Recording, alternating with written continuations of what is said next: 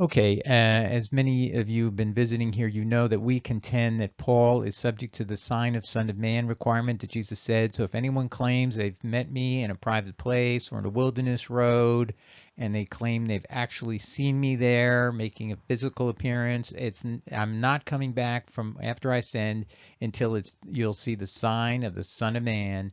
And he makes it very clear in Matthew 24, verse 5, and then verses 10 to the end of the chapter that's the way you know it's a false Christ. It's not really me, even if the person says, I am Christ.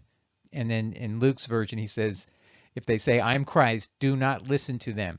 It's not me. I will not appear in a wilderness place to anyone or a private place or anywhere until it's universal. When I come back, every eye on earth will see me. So why didn't the apostles already know from Paul's own account that he was invalid and tell everybody he's a fraud?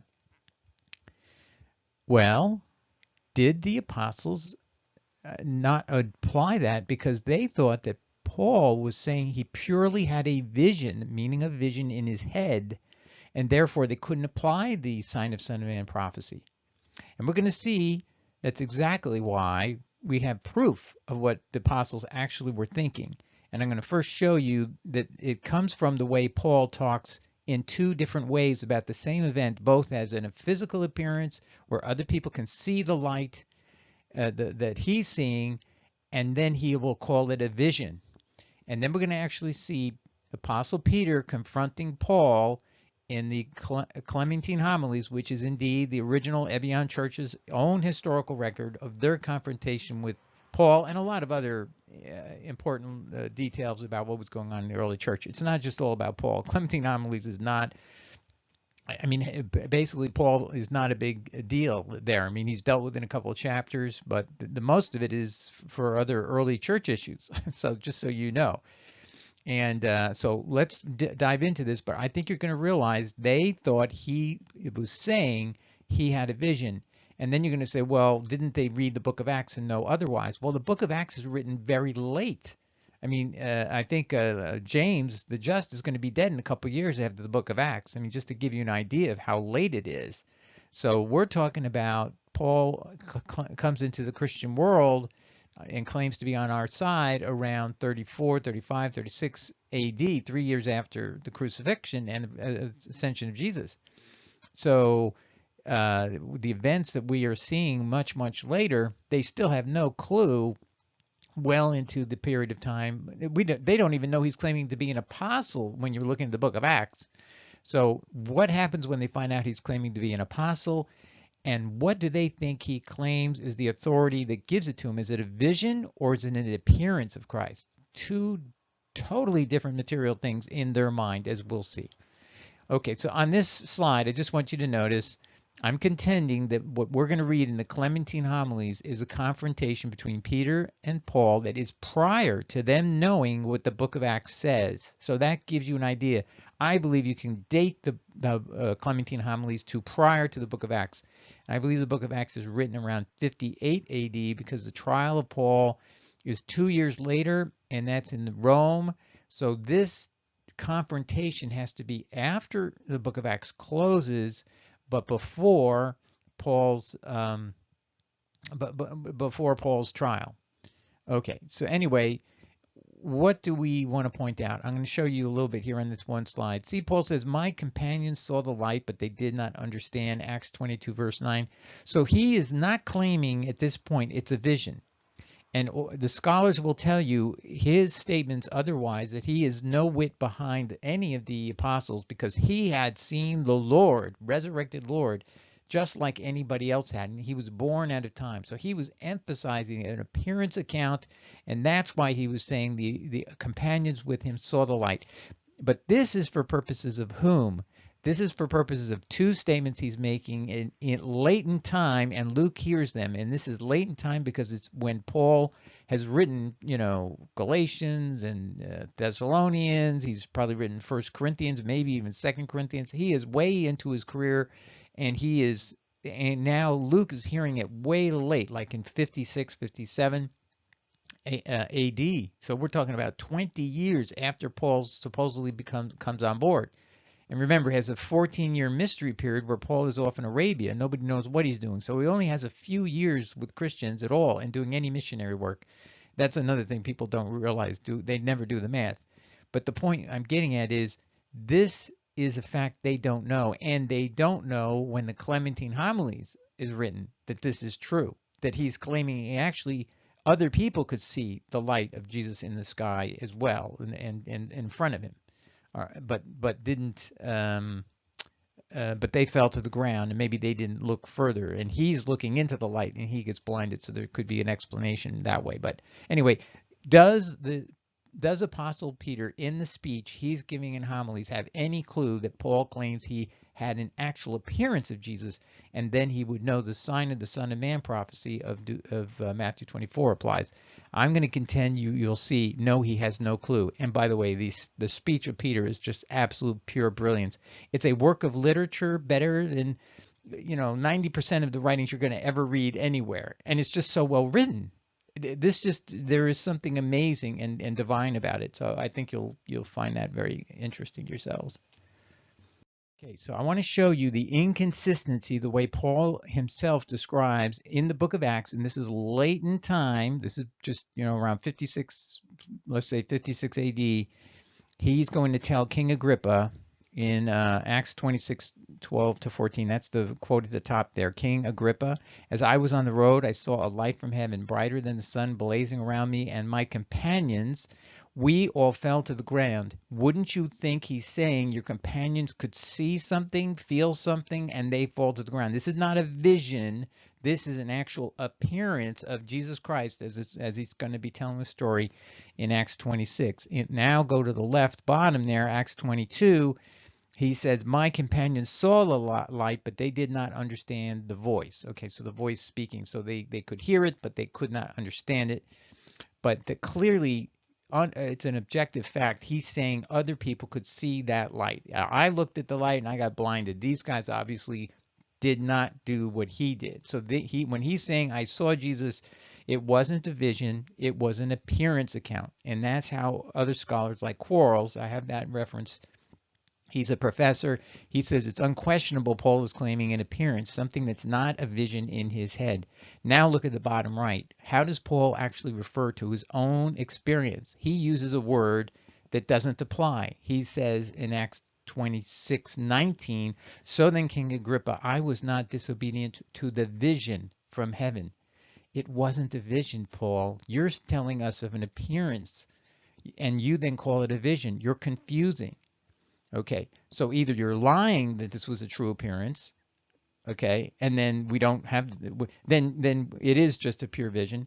But if it's an appearance, then you're subject to the sign of man prophecy, and you multiple times say it's an appearance, clearly. And Quarles says that your whole validity, you claim, was based on the fact you saw Jesus resurrected just like any of the other apostles, and you were born out of time.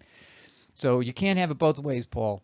So anyway, we're going to see, why did Apostle Peter not understand Paul's claims prior to these statements? I think would have clued Peter in, oh, he's claiming a vision account, but that's not what anybody has any clue at, excuse me, not a vision. Paul is claiming in Acts 22 and 26 that it's an actual appearance account, but they're thinking Paul must have said to them at some point, just like he does to King Agrippa, it was a vision. And that's what confused the apostles. And you're going to see Apostle Peter's assumption from and a very key point of his argument is you just saw visions. And you're going to realize that Paul never in this discussion with Peter ever refutes Peter's belief that it was a vision. So he leaves Peter in the dark. What he's contending, Peter is all relying upon the fact it's like a dream or a vision that you had, Paul. It's invalid. And Paul never says, wait a minute, I actually physically saw the Lord. So Paul leaves him in the dark in this debate. So listen to it, and you're gonna go, it has the ring of truth, and that's all I can tell you. So let's go listen to the debate between Peter and Paul in the Clementine homilies, chapter 17. Okay, and first of all, I want to let you know where I saw this just today. So I've read parts of this before, but I never read the whole thing. And Bauer, in his book on Paul. And in this book, by the way, this is volume 1 of Ferdinand Christian Bauer, and this is 1876, and he is really coming out in defense of Paul. But in some of his other works I've read, he sounds like he's negative towards Paul. But in this work, he's systematically always defending Paul. And even here, he's only telling us this story just so we know there was an opposition that Paul is facing. But he himself doesn't realize this material issue. If the debate Peter's raising against Paul is solely because Peter's under the misunderstanding that Paul is claiming he had a vision of Jesus. And so we'll continue on. Okay, so these quotes come from F.C. Bauer, Paul, His Life and Works, Williams and Norgate, 1876, Volume 1, pages 85 and forward. And we'll give you each of the page references as we go. It's the old type and the old font is not as good as typing it up. So not typing it up, but I did OCR and I captured the text and then I went through and proofread it. Okay, so let's begin. In the Clementine homilies, the principle is enunciated, this is Bauer talking, with evident reference to the Apostle Paul, and those revelations only should be considered true and trustworthy which are attested by outward communications and instructions, and not merely by appearances and visions. This is one of the chief subjects of controversies between the persons who are represented as conversing in these homilies, and the arguments adduced on each side are of great use in making us see clearly the importance this matter must have had to the Apostle and his party. So I think he means the Apostle Paul. So these arguments that Paul is dealing with here are important to Paul, meaning this is something he has to deal with. So then Paul first addresses Peter. You have boasted, objected Paul, and this is Rufinus is the editor of the Clementine homilies, and he changes Paul's name to Simon Magus. It's transparent, so nobody disagrees on that. So you have boasted, he says to the Apostle Peter, and this is homily 17, verse 13, that you have entirely understood your teacher, the true prophet Christ, because you have personally seen him present and have listened to him, right? So this is, I just want to mark that up. And it would be impossible for any other man to have the like certainty by means of any appearance or vision. Now here he's not clearly telling Peter, is it an appearance or it's a vision? But you're going to see Peter only thinks it's a vision. Now that this is untrue, I will show you. He who clearly hears what another says is not fully convinced by what is said. For he must think in his mind, does he not lie, being to all appearance a mere man? But a vision, now see, here he's letting him think it's a vision. Follow this logic, what he's doing. But a vision, when it is seen, affords to him who sees it the conviction that it is divine. So you see, he's using the words vision in a way that could mislead you. Is he talking about an appearance or a vision? Now, just to show you. So the confusion is caused by whom? By Paul himself. He starts saying it could be an appearance or it could be a vision, and then he calls it a vision. And now you're going to see how Peter responds. To this, Peter replies, you maintain that more can be learned through a vision. Now, what did Peter pick up from this? It's a vision. Then through a real operating presence. And see, that's what Paul had to say. He should have interrupted and said, oh, wait a minute. I meant to say not vision. I meant to say appearance. He appeared to me like I'm going to tell King Agrippa, like I'm going to tell the people at the crowd at the temple. But he doesn't interrupt. And now it goes on. And that's how Paul avoids the sign of the Son of Man argument. And that's why the apostles don't clue in, and that's why he's going to get more time to contaminate the church, because we aren't able to correct him and tell him, oh, it's not a vision, it's an appearance. Well, that's even worse. But let's go on, because what Peter says now is brilliant stuff.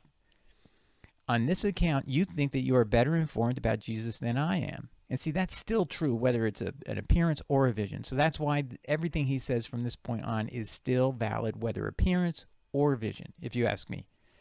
But the prophet deserves all belief, as we know him well beforehand, that he is true, and he gives, as the learner wishes, an answer to questions asked him. But he who believes a vision, an appearance, or a dream, so he actually puts this all in one category. So, and that's what I would say. You can, even an appearance or a vision can be unreliable, and that's what he's going to say. Or a dream can all be unreliable. It has no security. Okay, see, it's like you can't verify these things. And I think what he means in all instances, even an appearance can become unverifiable. I mean, who is in the light? Do you know? Can you see? Can you verify? It needs testing. And does not know whom he believes, for he may be deceived by an evil demon. What an interesting thing. And this is Peter saying this, with just the meagerest of position that he was accused of boasting about this. Or a deceitful spirit into believing what is not the case. Right on, page 86 of Bauer's work. If he asks who it is that appears, it can answer what it will. It stays as long as it pleases and vanishes like a sudden flash of light, without giving the desired information to the inquirer. Which, by the way, look at what happened in his Acts 22 account. Paul actually says, what am I to do? And his Jesus says, you'll learn everything you need to know when you go into town in Damascus. And he disappears, apparently. I mean, that's the end of it. That's the end of the account. So he barely says hello. Paul says, who are you? He says, I'm Jesus of Nazareth.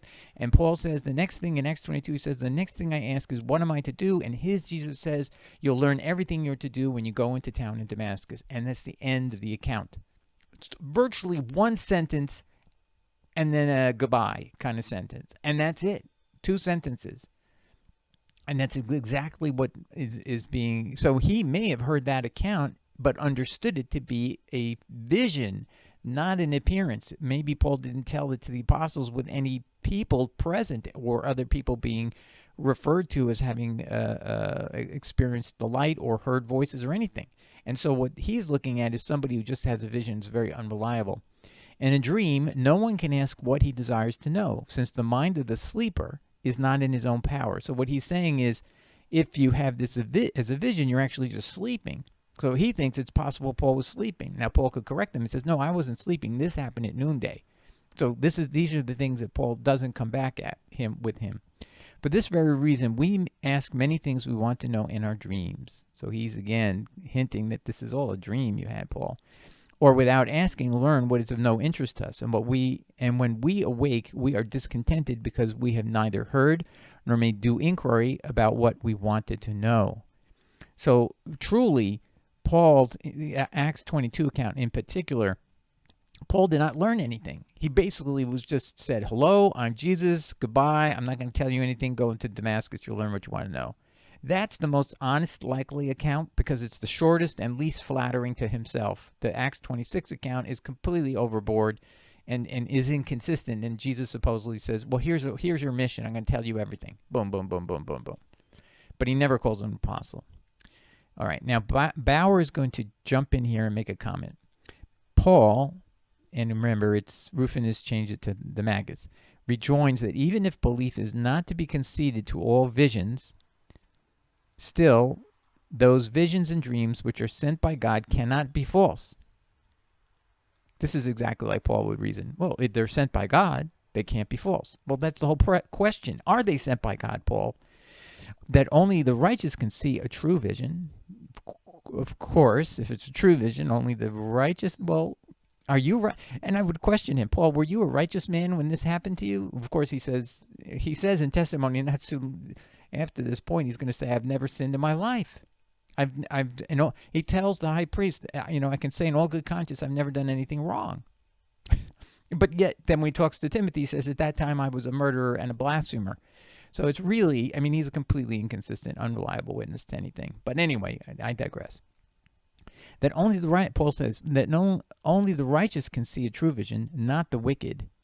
Peter answers that he cannot agree to this, pursuing his argument, says. So now here's Peter's response. And I have to just say, Bauer is summarizing Paul's response, but Paul's response is the wicked can't see these things. Well, Paul, you yourself admit you were a wicked person to Timothy in a letter. Yes, you told the high priest that you've never even sinned in your life. You've lived in all good conscience as an adult. So which way was it? In fact, you have one way or the other. You're lying. You're either lying to Timothy or you're lying to the high priest. There's your sin right there. What can we say? But who in the right mind would? It's clear he was murdering Stephen, the martyr. because Stephen doesn't get a chance to finish his statement, and the two witnesses don't pick up the stones to kill him, and there's no ruling. There's just hysteria by the Sanhedrin, and they come running after him with stones and don't follow legal procedures. It was a murder, and Paul is standing, as he said, holding the garment. So was an accessory to murder, and he says also, I was a blasphemer, although he says I was forgiven because I was ignorant. That's not an excuse to blasphemy, but we'll put that to one side. So anyway, Peter answers he cannot agree to this. Pursuing his argument, Peter says this, and here's Peter's response. I know that many idolaters, carnal-minded men, given over to all sorts of sins, see visions and true dreams. So he's saying wicked people get dreams. So Paul says a wicked person can't get a dream, can't get a vision and dream. See? And Peter's just, hey, Paul, I know that's not true. And some also have seen demoniacal appearances. Okay? I maintain that mortal eye cannot see the incorporeal form of the Father or of the Son because they shine in purest light. Can't see anything. So that's interesting. Paul says he saw the resurrected Jesus. And what Peter is saying, I don't believe you could even see the resurrected, that in the vision account. Now, this is something in a dream. He's saying if you really are seeing God in a vision, you can't actually see his form because it's too bright a light. But Paul is claiming, I saw the resurrected Jesus just and was born out of time, as if he saw his wounds. And Peter's saying that can't even happen. So this is very interesting. He's negating everything in the account, even the fact that he saw the wounds on the hands of Jesus. In other words, you did not actually see the physical body, the physical person of Christ in your vision. From what he understands, it's a vision. It is therefore not out of jealousy that God does not allow himself to be seen by men who are fettered by their fleshly nature. For who can see the incorporeal form even of an angel, much more of the Son? But if anyone sees a vision, and again, he's hooked on this idea that Paul's talking about a vision, not an appearance, he must remember that it may proceed from an evil demon. So he's coming back the second time around to the demon issue, and that ungodly persons see visions and dreams is certain. So he's refuting Paul, saying, yes, Paul said wicked people cannot see visions and dreams, and therefore Paul must have a valid vision because wicked people can't see them. So excuse me, only righteous people can see visions. And Peter's saying, no, unrighteous people can see visions and dreams even more than of course they can. In other words, that's how Satan works. He deceives people. Evil demons use visions and dreams. And I can prove this from scriptures. Okay, so now he's going to prove Paul's wrong. And he does a great job, by the way. Unbelievable. Destroys him. Then Bauer says, then are reduced the instances of Abimelech. This is Genesis 20:30. Now this is God coming to Abimelech, who's a bad guy. Came to him, Abimelech, in a dream one night and said to him, you are as good as dead because of the woman you have taken. She's a married woman. So can we agree that person is the evil person? Was Paul correct in his argument? No, because he doesn't know Scripture. Okay, and if you say, well, this is in the Clementine homilies, how do we know Paul said this? Well, I believe Peter's recording this, and I believe this is the records of the Church of the Avion. So, you know what? You have your Paul, and you have your records. I have the Clementine homilies, and to tell you the truth, I put more faith in this than anything in any of Paul's letters. This has all the ring of truth and authenticity, and even while Peter is arguing with this person, he is misleading Peter to think it's a vision, and that's a key point of the whole thing, is that by not telling Peter exactly what he experienced in this conversation, Peter can never tell him about the sign of the Son of Man because he doesn't have any understanding that Paul is actually saying he had an appearance account.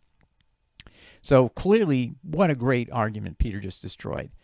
Then he cites Genesis, the Pharaoh. Pharaoh, he's not a righteous man, right? Genesis 41.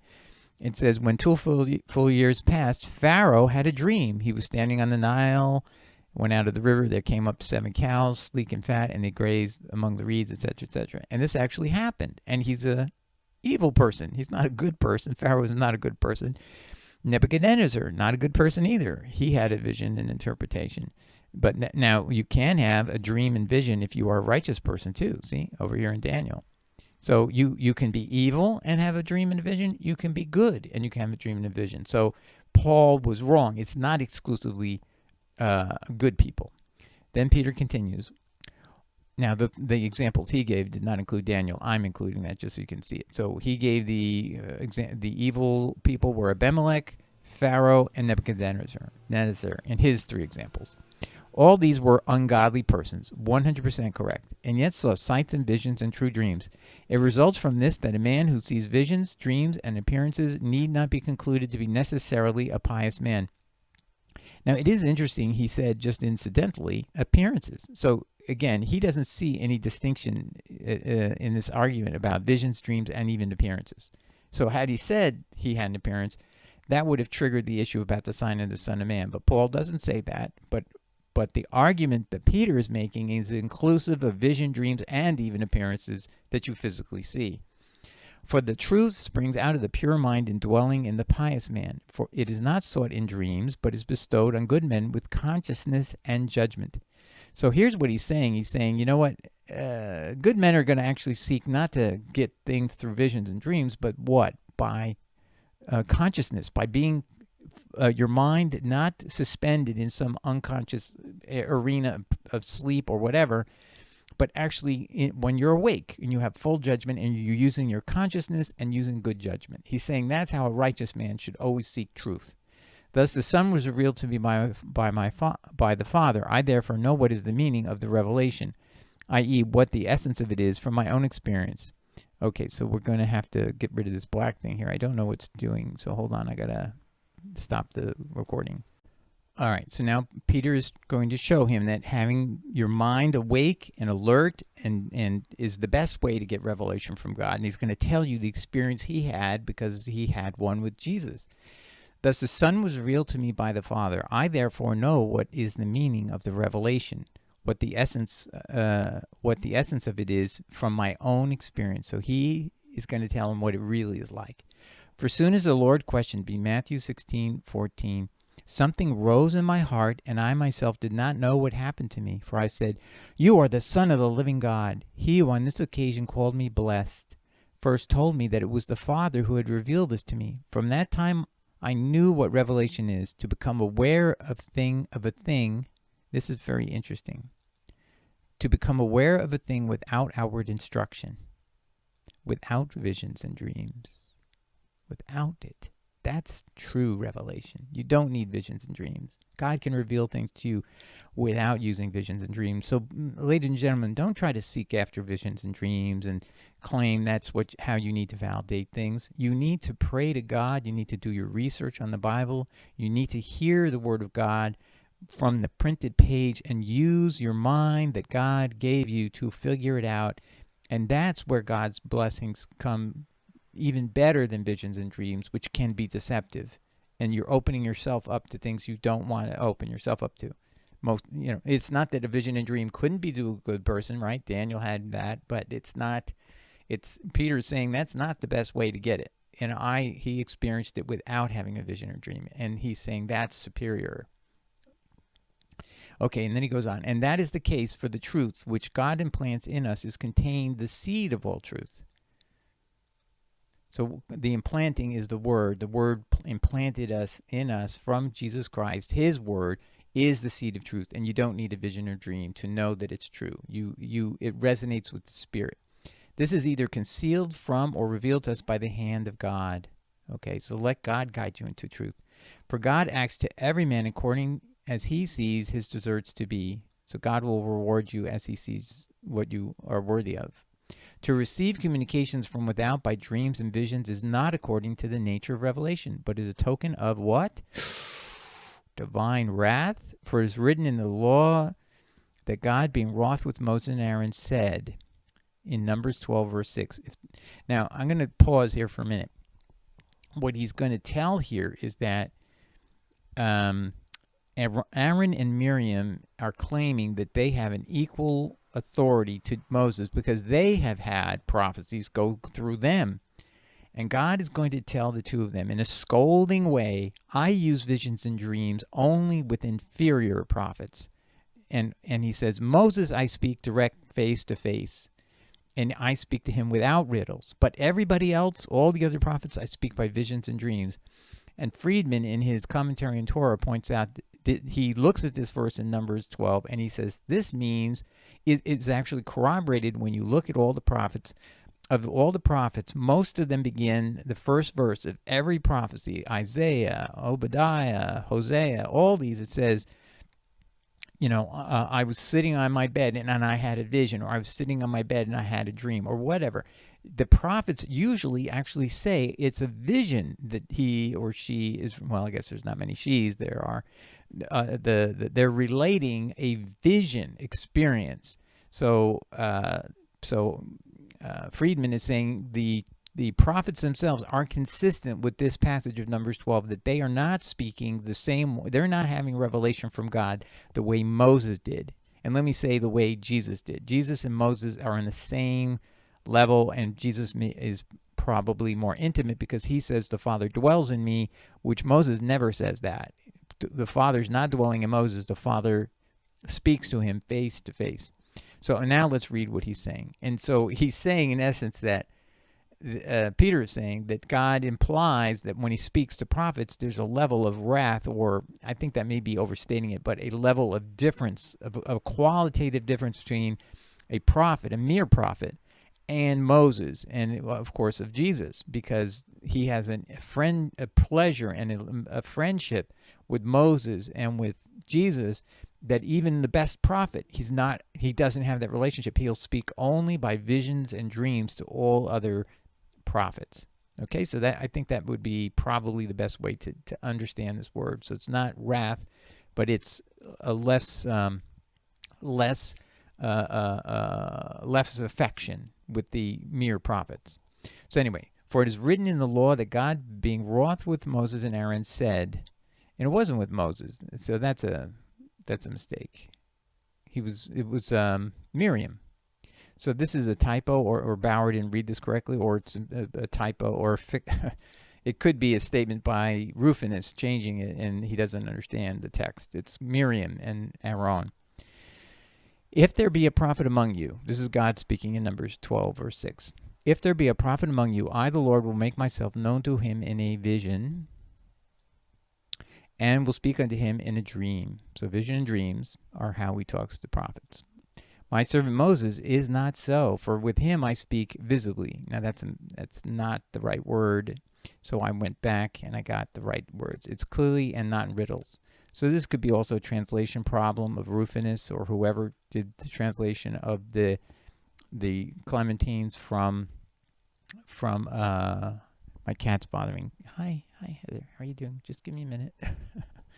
Okay, I speak visibly, and it really means clearly and not in riddles. Numbers 12, verse 8, which then Bauer translates as directly what it really means. As a man speaks to a friend, you see how visions and dreams, so the Peter's now saying, you see how visions and dreams are tokens of wrath? So by comparison, is God speaks without riddles, clearly and not in riddles to Moses, but everybody else gets a vision and dreams. So the idea is a token, I guess, is like a little piece of wrath, a little bit of difference, or I don't know that you would call it animosity or wrath, but that's how it's relayed here.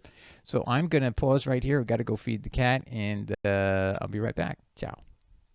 Okay, so we'll continue here. So tokens of wrath. But what is imparted to a friend goes from mouth to mouth direct, and not through figures and dreams and sights, which he uses in communicating with an enemy. So what he's saying is God uses dreams,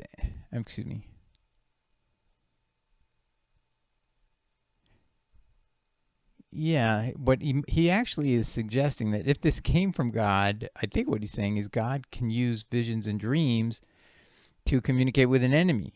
Okay, so that may be a bit much. So although our Jesus may also have appeared to you, so now he's saying, okay, he may have appeared to you. He manifested himself to you and spoke to you. He did so in wrath. So this is what he's saying. This could be God appearing to you in an angry way, as to an adversary. Okay. And for that reason, he employed apparitions and dreams. So he's thinking, again, that the way that Jesus appeared to him was in an apparition or dream, not real, not an appearance, and other outward revelations. But now he's going to say, now judging on that alone, from what he's understanding, this is not an appearance account. But even if it was, I think he would have no difference from what's going to follow. And this is where I think it's really brilliant.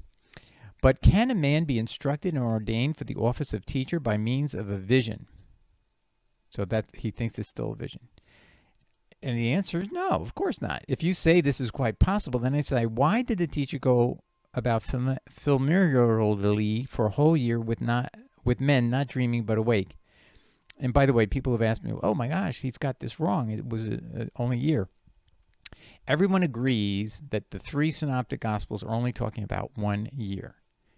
Okay, and so people say, but wait a minute, in John there's 3 Passovers. Well, first of all, in 1 year there's always 2 Passovers, right? Because you have the Passover at the beginning of the year, and at the end of the year you get a Passover, and Jesus is crucified on a Passover. So 1 year would have at least 2 Passovers. But it turns out that there's what's called, I can't remember what the name of it is, but there's another Passover you have outside of Jerusalem, and that's because there was a special dispensation or allowance under the law that if you live far away from Jerusalem and you couldn't go to Jerusalem, or you wanted to go to Jerusalem and have it in your neighborhood, in your area, you could have what's called the second Passover in a single season. So you can literally have 3 Passovers. You could actually probably have 4 in a 1 year period, but at least you could have 3 because of that special rule. So, yes, he means 1 year. Okay, but most people get it wrong, and they say, oh, it's got to be 3 years because of what it says in John.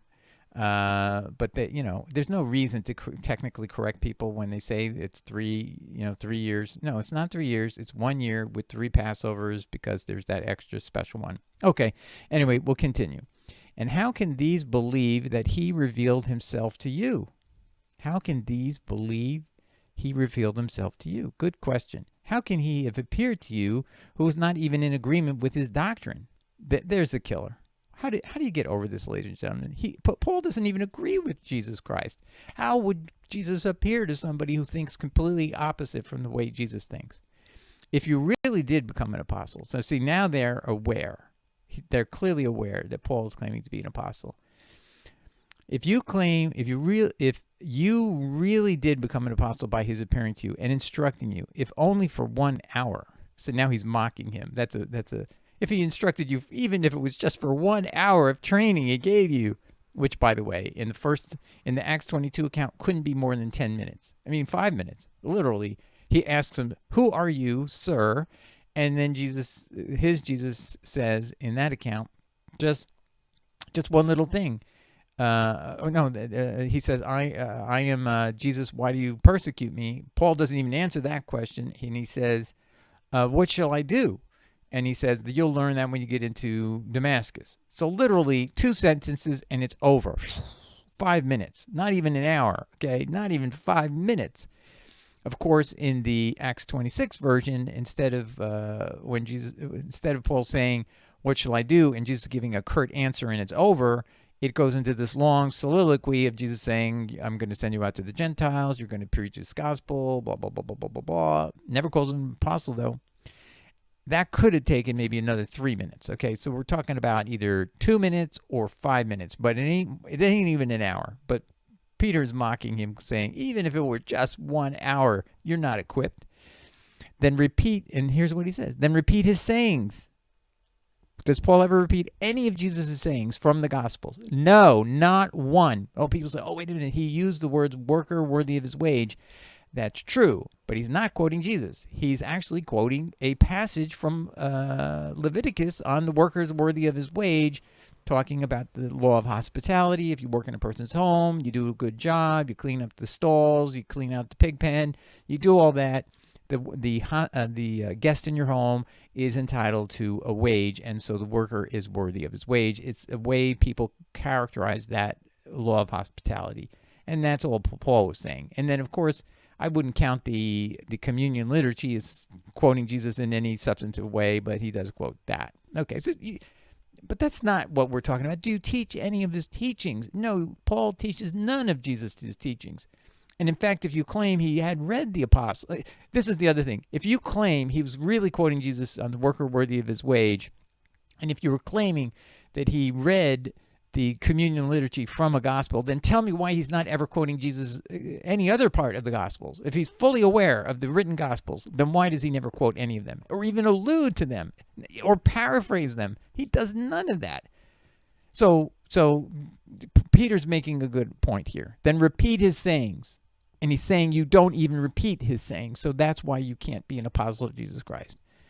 Declare what he said and did. So what he's saying is you don't even talk about what he did, what his teachings were. And then he's using another test. Love his apostles. Does he love the apostles? No. He calls them all kinds of names. He calls them false apostles and hypocrites, and attacked Peter. And dispute not with me, who was with him. Okay, so, show some respect. I was with him. You weren't. And you have striven against me as an adversary against me, the strong rock, the corner pillar of the church. If you had not been an adversary, you would not have vilified me and abused me. See, now he's getting into this sensitive area where, and this would indicate that Paul was telling the truth, that he dressed down Peter. He insulted Peter in front of a crowd of people, said, you are acting as a hypocrite, and you are now, because the people came from James, you are now withdrawing from eating with the Gentiles, and you are trying to make the Gentiles live like a Jew when you yourself haven't been living like a Jew. And these Gentiles must have been eating meat sacrificed to idols. Can you believe Peter was eating meat sacrificed to idols? I don't think so. And I think what ended up happening is he was eating with them, and then he withdrew because he found out they're eating meat sacrificed to idols, and the command of the apostles, including himself, was we can't eat any of this kind of meat. So he just withdrew for a legitimate reason, and Paul jumped to an assumption that it had something to do with the coincidence that people came from James, from Jerusalem, and now they would spy him out, and that's how Paul viewed it, sort of a conspiracy to find out what they're all doing over there in Galatia. Anyway, so you would not have so vilified and abused me and my preaching that men would not believe what I myself heard from the Lord. Since see now, Paul has undercut one of the apostles' credibility, so people won't believe what Peter is saying anymore. When I was with him, as though I were worthy of condemnation, when I was really worthy of praise. Yea, verily, when you call me worthy of condemnation, and he's alluding to Galatians 2, verse 11, so you know the reference. And now look at what he's going to say that means to Paul. You accuse God who revealed Christ to me. You attack him who called me blessed for this revelation. That is, Paul is attacking Jesus. That's what Peter's saying. So let's go back over that. You attack him. He means you're attacking Christ. Now, I want to put this in a new context that nobody ever thinks about. You attack Christ. You, Paul, attack Christ is what Peter is saying, meaning you are anti-Christ. That's what it means to attack Christ, is you are an antichrist. You are anti the Lord Jesus. So he's seeing a lot more going on than most of us perceive. Okay, but now let's get to the finish here. And this is the last sentence of this, and then Bauer will have a comment. If you wish indeed in truth to become a fellow worker. So now he's going to be nice to him, give him an option. Okay, so I give him credit for this. In the cause of truth, then learn from us. Learn from us. Learn from the apostles. Come see us. Spend some time with us. Real time. As we have learned from him. So maybe you got to spend a year getting trained, right? They spent a year. You can spend a year. He's been 14 years away in Arabia doing, God, nobody knows what he's done. There's no record. He doesn't say what he did while he was there. 14 years before he came and did any alleged missionary work in going to Ephesus and all these other places. He was in Arabia. That's all we know, and nobody knows what. So spend a year with the apostles. They're open to it. And if thou hast become a disciple of the truth, be a fellow worker with us. Come help us. Come work alongside of us. Don't try to be our boss. Don't try to tell us what to do. Learn first.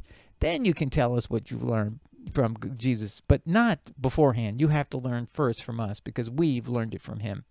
Very, very wonderful, astute speech by Peter, and but the problem for Peter is he does not understand that Paul is claiming it's an appearance, not a vision. It's pretty obvious he does not have that clearly in focus. He thinks it's a vision account, and that's why he used those three references from Abimelech, the Pharaoh account, and Nebuchadnezzar. He's thinking that's what Paul's talking about, a vision and a dream. And that's not what it was, Peter. But Paul doesn't correct him and doesn't say, well, it was actually an appearance. And that would have been a whole different dynamic. That's where the sign of the Son of Man would have to be brought in, and Paul could have been corrected right there on the spot. But because Paul is not telling everything there, he doesn't get corrected, and this is not a true resolution. Yes, you could say that Peter made a very good response, refuted Paul's argument that only a wicked person cannot have a vision or a dream, and Peter refutes that with those three Bible references. And then Peter makes a very good case about the Numbers passage that visions and dreams are not the way God speaks to those who are closest to him, and there's a slight element of wrath or differentiation between Moses and the lower prophets, who are all lower because they all get visions and dreams, and they're not at the same high level as Moses. I mean, so he made some really very good points and some fine points that you might not think about Numbers 12. So anyway, so let's read the end of this, and I'll conclude Bauer's comment, page 88. You know what? I'm going to pause here and do this separately. Okay, so here's Bauer's comment. Such was the opinion prevailing on the Jewish Christian side at the time of the Clementine homilies were composed. Okay, and I'm going to say, I would guarantee that this came before the book of Acts, because if you read the book of Acts, you would know that Paul is not claiming it's a vision, although he once describes it that way. What he's actually describing is a physical appearance with a light that could be seen by others. The voice could be heard, but it could not be understood by others.